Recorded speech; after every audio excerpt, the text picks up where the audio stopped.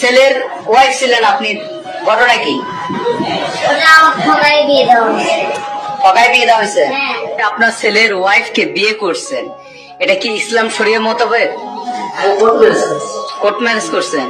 এবার আপন ছেলের বউকে ভাগিয়ে নিয়ে বিয়ে করার অভিযোগ উঠেছে শ্বশুরের বিরুদ্ধে। এই ঘটনায় এলাকায় ব্যাপক চাঞ্চল্যের পাশাপাশি সৃষ্টি হয়েছে কৌতূহল। চাঞ্চল্যকর এই ঘটনাটি ঘটেছে নওগাঁ সদরের রজাকপুরে। 3-4 মাস আপনার ছেলের সংসার করলো, তাকে আপনি বিয়ে করলেন কেন? আপনার তো বউ ছিল, সে অসহায়।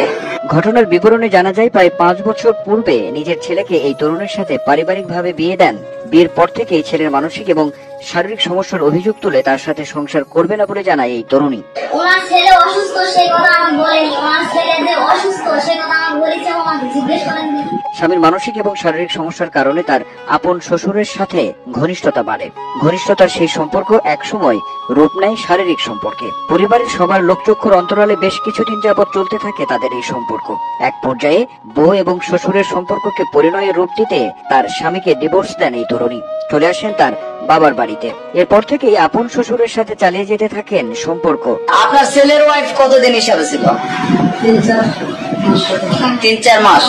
আলাদা বাসা ভাড়া নিয়ে এখানে স্বামী স্ত্রীর মতো বসবাস শুরু করেন তারা। পরিবার যেন কোনো সন্দেহ না করেন, এজন্য আগে স্ত্রী এবং সন্তানদেরও সময় দিতেন 60 বছর বয়সী এই শিক্ষক। কিন্তু কথাই বলে সত্য কখনো চাপা থাকে না। পরিবারের লোকজনের সন্দেহ হলে তাকে চোখে চোখে রাখে।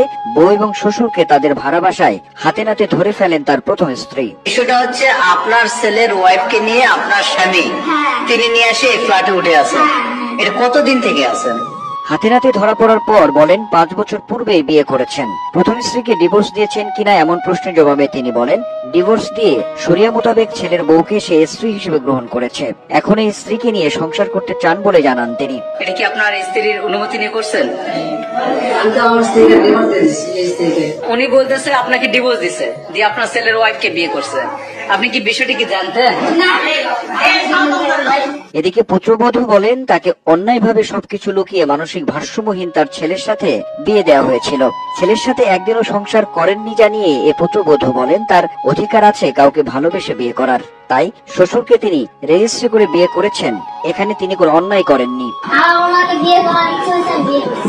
আমি আমার ছেলের সাথে সংসার করতে চাই না, সংসার করিও না। কত বছর পূর্বে তাদের বিয়ে হয়েছে আর কতদিন যাবতই বা তাদের এই সম্পর্ক জানতে চাইলে এই পুত্রবধূ এক এক সময় এক এক রকম কথা বলেন। ওনার ছেলের সংসার কতদিন করছেন? আমি আমার ছেলের সাথে সংসার করি। স্বামী এবং পুত্রবধূকে একসাথে হাতে নাতে ধরার পর প্রথম স্ত্রী জানান তাকে তার স্বামী ডিভোর্স না দিয়েই পুত্রবধূকে বিয়ে করেছে। আপনাকে যে ডিভোর্স দিছে বলে দাবি করে, আপনাকে কি কোনো তালাকনামা কি পাঠাইছে?